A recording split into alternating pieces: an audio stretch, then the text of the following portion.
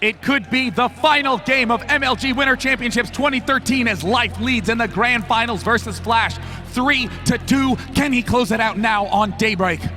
Well, we're about to find out. I mean, we couldn't ask for a better final right now, already going into Game 6, the potential of going the full 7 games. And I mean, Life one game up 3-2. Now the stat that was thrown out earlier, yes, Life did win that game. He's on the road to making this stat, well, be number 9. In my opinion, an excellent number. Yeah. Up in the top right-hand corner. Currently, the only Zerg in the quarterfinals, the only Zerg in the semifinals, and of course the only Zerg remaining in the finals. Can he blow everyone's expectations out of the water and be the champion in this game from StarTale? It is Life!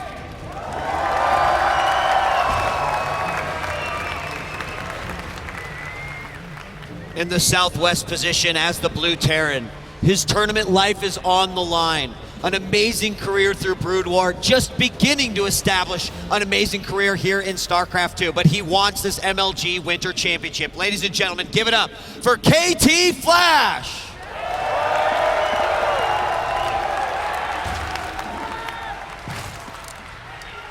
You know, you gotta stop and ask now, how does Flash respond when he's one game away from elimination? How does Flash respond if he is one game away from elimination, Sean? Well, you told me to ask, right? Well, oh, yes, listen. A lot of players will decide to cheese in a spot like this. A lot of players will try to stick to their guns and do their trusted build in a spot like this. We've seen the cheese work for Flash, but we've seen his standard straight-up build be completely decimated by Life. I honestly think that Flash's tool might have to be the siege tank. Polt used it to successfully thwart the aggression of Life. Has Flash studied Life enough? Can he just on the fly figure out how to deal with this Ling Bang Ling all in? I would love to see something like that. You know, I love to talk about the dynamic capabilities of these players to be able to just change things up on the fly in the midst of a grand finals and a best of 7 to go. Ooh. You know what? I identify this as being a problem, and this is what I'm going to do to change it. We've seen it through a few players here during the Winter Championships, but can it be done here in such a critical time, the grand finals? It's so tough to tell how Flash, how can you deal with this? Right now, Life has not gone third hatchery before Pool has opted to go gas Pool straight away. We see Flash doing the same tried and true standard, going command center, then barracks, then refinery to tech straight to that tech lab, tech straight to that reactor and get that factory double Hellion going. Pool is halfway done now with the gas coming out. 2 drones on that geyser. SCV is going to chill out down at the 3rd, possibly go back in here momentarily. But with that command center finishing up for Flash, he'll be going into what we will see as his sort of design for this game, what could be the final game versus Life. Mm-hmm. Such a critical game here for Flash. Meanwhile, it looks like Life, yet again, taking an extremely swift 3rd hatchery, but this time much earlier, Zergling speed, so he can begin applying pressure to Flash right away. Which, I mean, I'm not surprised with it all. With a so heavy Ling Bang Ling style coming out by Life, Zergling speed, the foundation of that, you know, absolutely allows him to control space, and at this point, possibly even put some fear into Flash. Just showing a lot of Zerglings could immediately trigger that response of, okay, well, it's going to be more of the same, but it doesn't necessarily have to be. And you know, I will say, completely ignoring what the results wind up being, it feels extremely uncomfortable to play against a player as aggressive as Life. When you win, how does the game go? You defended, you lost a whole bunch of workers, there were crazy base trades going on, and then finally, he taps out. But here, Flash is experiencing that, and then huge early losses as well. It's so difficult to maintain your cool in this position. Incredible respect to Flash for just sticking to his standard build in the midst of this sort of pressure. 3rd command center is going to go down to make a big old wall here at the natural. Lings are going to quickly just dispatch themselves back to the towers, gain some vision, or potentially just go around and grabs some control of the map. Now we've taken more workers off of gas for life here, so he's content with just getting the 100 for speed, and just currently sitting on the 30. Now he's going to repopulate, and will we see again that Ling Baneling aggression come out from life? It transitions so well then into the Mutalist play to just sort of, you know, finish his opponent off. And what will Flash do to try to combat this? First Hellions are out on the field. Very tough position for Flash to be in. His combat shield not done during the engagement last game.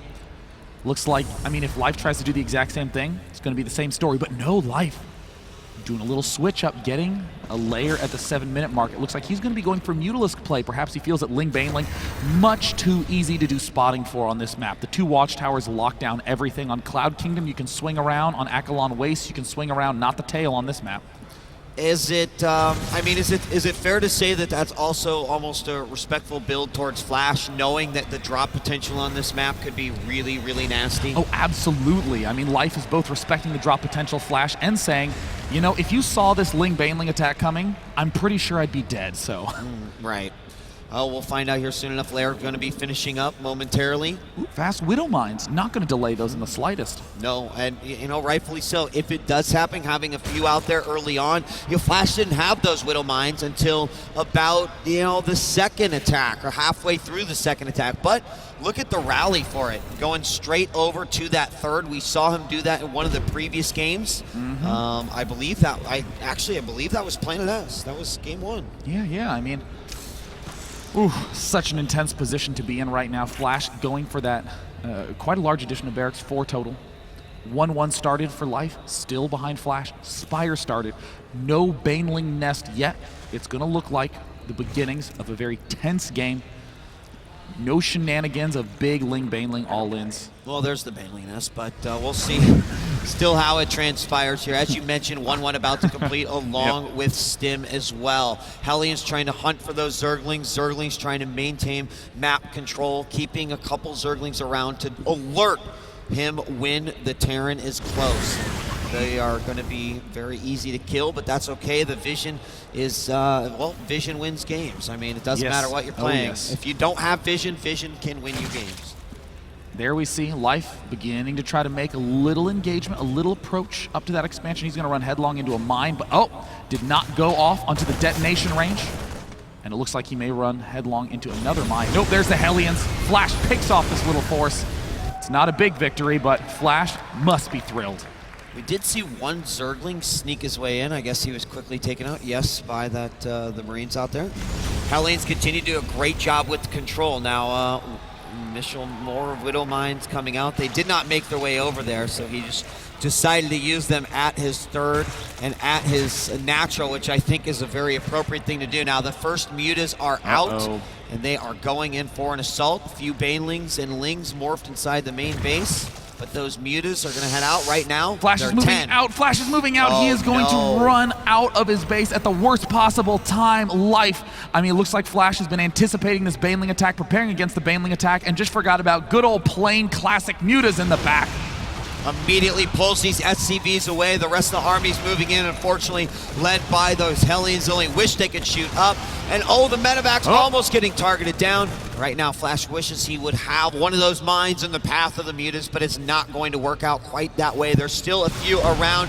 He could possibly try to bait them into them, but no. Life too smart will evacuate with his Mutas. Not particularly high kill counts on any of the workers. It's 5 total killed off. Flash with that immediate snap response, but now has the core set of structures producing 5 barracks, 1 factory, pumping out those Widow Mines, and of course, the medevacs being produced 2 at a time. That is going to be the big, expensive spending going on by Flash right now on Camp Life. It looks like he is almost, it looks like Flash is about halfway done with 2-2. Life is about a third done with 2-2. There's 15 Mutas on the map, and look at this, Flash is moving out. He alerts Life by taking out, or trying to take out that Overlord. The Mutas are going back into the main, though. There is no defense here, just this single missile turret, and it goes down so quickly. Flash is continuing to shove. It looks like this Marine mine might be enough to deflect Life.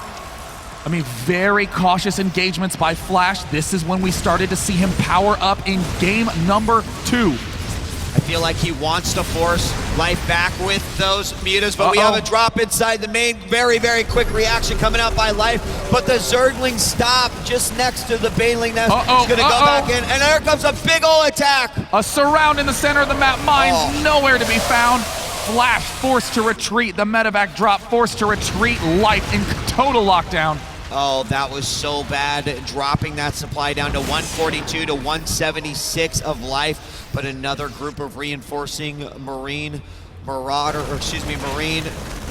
and Hellions come out. They're gonna now target this 4th base in the southeast corner of the map. 2-2 is about to finish, and then 2 attack is done, 2 armor is done. This is an excellent timing. Right now, these mines are about to deal massive damage, and a huge connection. All those Mutalisks down to about half health. A drop in the top right is cleaned up by Life, but the supply is slowly dwindling.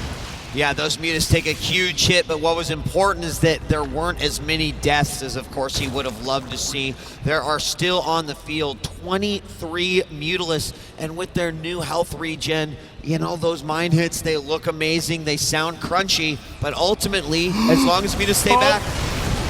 More mines connecting very nicely. It looks like there's one more to go. The Marines getting surrounded by Banelings, Zerglings.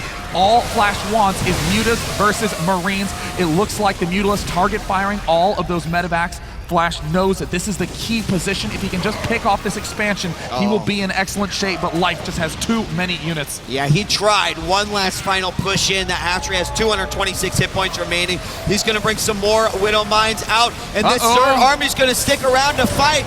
Boom goes 1, boom goes 2, but there's just nothing left for Flash to clean up what's left of the mutas. I mean, Flash can pull back, get a little bit of ease up on the pressure. I mean, Marines coming out 12 at a time is very difficult to deal with as a Zerg player, but I mean, very boldly, Flash going straight in with this Marine mine, and equally boldly, Life deciding to just deal with it straight up.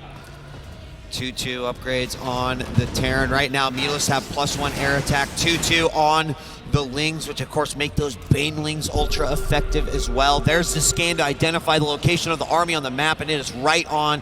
Flash sees everything. It forces Life back a little bit. That hatchery's starting to heal up now, and does look like it might live to see another day, but Life's also taken that middle expansion, and that's going to be really key for him to allow him to control that middle of the map. Another drop inside the main, but the mutas shut it down so quickly. Mutas show up right on time. Flash also taking another opportunity to step forward. And it looks like the medevacs get picked off down at the south end. But these mines have to make huge connections for this to be a worthwhile investment for Life. Got some infestors coming out as well, and that makes this army just even more scary. One additional, or one minor change, one addition to Life's army, and suddenly a couple of fungals in the grand scheme of things could completely shut down Flash right now. I mean, Flash is just trying to bait Life to walk over these mines. I mean, Flash might need a way. Oh my God, this is perfect!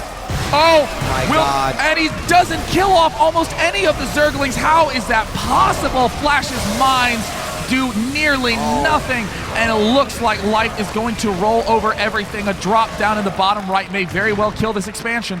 Yeah, we've got 3-3 on the way. Broodlords now coming out, 48 additional Zerglings, and right now Flash can do nothing but trickle Marines out of his base. He's relying on just the sole Widow Mine, a couple of Widow Mines and a few units to try to make something happen here, and he will not give up quite yet, but Life continues to push his advantage. I mean, there's mines all over the middle of the map, and it looks like Life is not paying attention.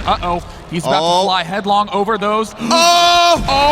And nice pick, and it looks like a third's gonna go down too. This is exactly what Flash has been looking for all game long. 3-3 about to be finished. Broodlord count is at 5 though. Can Flash have an answer to this? Well, I see no Vikings in the making, and that's a little scary. And here come the Broodlords. I mean, right away, he's gonna see that and retreat back. He's got a lot of Widow Mines in position, but now that that Overseer's out, he's gonna be able to clear them out with the long-range attacks of those Broodlords. Yep. Planetary Fortress up in mid. It's 4 bases to 4 bases. But the Viking count is going to be very small. Flash only just now starting starports 2 and 3. Life has a small number of units that can deal with multi-drops. Zerglings and Mutalisks, keep in mind, it is a terrible time trying to defend against drops with just Broodlord Corruptor. Oh, the Medivacs took a wrong turn, but he's going to try to bring it and use it as an opportunity to bait the opponent in. Life is immediately going to turn around, and that was a failed drop attempt by Flash, but probably safer in the grand scheme of things. The mute is almost met up with those Medivacs, those fully loaded Medivacs there on the north side. Oh, they're all by themselves. They don't have any support. And one Broodlord down. Can he get any more? Is this the time? Was it the blunder that Flash has been waiting for all game long? It looks like the answer is yes. Baneling's rolling in, not quite connecting. Flash splitting very well. Zergling's trying to maneuver around to the backside. Broodlord's undefended, down to 6. Can he get more? It looks like overwhelming numbers are too much. Oh, and a bunch of Widow Mines fall down. They were not burrowed. They're easily picked off as well. And additional Broodlords are coming in. It's going to make the total about 8. The mute account remains, well, only at about 5 after those disastrous Widow Mines there at the 5th. But it doesn't matter because the real key to this force is, of course, the Broodlord Corruptor. And he's starting to move closer and closer to Flash's middle base. Widow Mines burrow, but of course, Life has an answer. The poaching Overseer. It looks like the Broodlord will get into a little bit of a dangerous position. This is a tough spot because the mines will be set off by the Broodlings, dealing more damage to Flash than to Zerg units. Yeah, that is really unfortunate. We're going to see another Medivac go down. Lings run by into the main, more mines being put down, but it doesn't matter. The Broodlords say, I want this base, and I will sit here until it is down. The Queens are out to heal up these Broodlords, and this is a push that says, I want to end it right here. And there, the target fire on the planetary fortress. Flash needs to pull absolutely everything to repair that, else let it fall. 2 Widow Mines burrow up in mid. Amazing connections with the Broodlords, but it's not enough. The 4th falls. And it's just now a question of where does Life go from here. He's getting, we see more Vikings coming out from Flash, but it just doesn't matter. It's basically a small handful of units trying to defend against this giant term swarm, 186 to 135. We see Life moving more and more, or closer and closer to the base. Here comes another big hit. This could be it, Sean. Oh my God, Flash trying to split, transfuses, Life, GG! Life wins another MLG championship, defeating Flash 4 games to 2. Back-to-back MLG champion. Startail Life goes straight to Flash. Good game. Ladies and gentlemen, there is your champion, Life! What a win, Marcus! Every Zerg fell immediately in the tournament. The Zerg win rate at this event was under 30%, except for Life, who won series after series, brought to game 5 in the quarters and semis, in the round of 16 and the quarterfinals, and now here, edging out Flash 4-2. Absolutely incredible. The action all weekend was amazing, but to culminate it with a final like that, all I gotta say is we're gonna be seeing a lot of Zerglings on the ladder going into next week. It's gonna be interesting to see just what this tournament does to the metagame. One of the amazing things that is exciting to get with the new expansion, Heart of the Swarm. I mean, Heart of the Swarm has really opened up all sorts of new possibilities, and we see all of these players thrown into chaos, trying to solve their way through new and unusual situations in life. Really incredible credit to him for being able to solve this problem that plagued every Zerg in the early round, and seeming to have completely conquered it by the day's end. Well, we are going to now hear from the winner over on the stage, Anna Prosser Robinson, with an interview. Anna, take it away. Say hello to your champion. Life, when did you know in that last match that you were going to be the champion? 그 맨 마지막 매치에서 언제부터 이길 거라고 자신 있으셨어요? 솔직히 맨 마지막 판은 뭘 해도 이길 줄 알았어요. The last round, no matter what happened, he knew he was gonna win it. You are also, I'm told, the first person to win 2 back-to-back MLG championships. How does it feel to hold that title? MLG 챔피언십 2년 연속 이기신 분은 최초로 처음이신데 어떠세요? 기분이? 처음인 줄 몰랐는데 일단 처음을 해서 좋아서요. I actually didn't know it was the first time, but after hearing about it, it feels pretty good. It definitely does. Well, you're also the first Heart of the Swarm MLG champion. Is this going to be your game, or is anybody going to be able to take you on as we move forward with this new game? 군단의 신장의 게임에서도 첫 번째 챔피언이신데 이제 계속 이걸 유지하실 건가요? 군단의 신장의 신이 되실 거죠? 솔직히 저가 좀 많이 약해서 버프를 해주셨으면 하고 하면 계속 유지할 수도 있을 것 같아요. I personally think Zerg's a little weak, so it would be great if they would strengthen the Zerg a bit, and once that's done, I'll be able to win everything. Well, this is certainly a deserved win. Go ahead and claim your championship trophy. Let's hear it for your champion life.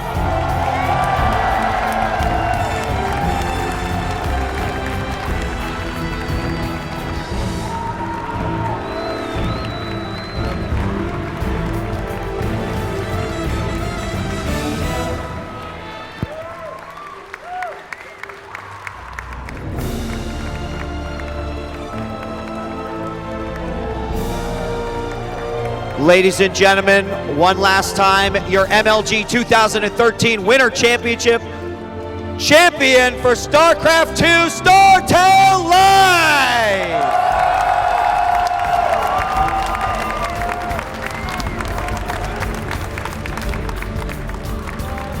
I want to take the opportunity to thank everyone who tuned in, an amazing amount of viewers watching globally around the world. Of course, all of the incredible players, the casters, the staff, and all of the production who have helped make this MLG event truly a successful venture.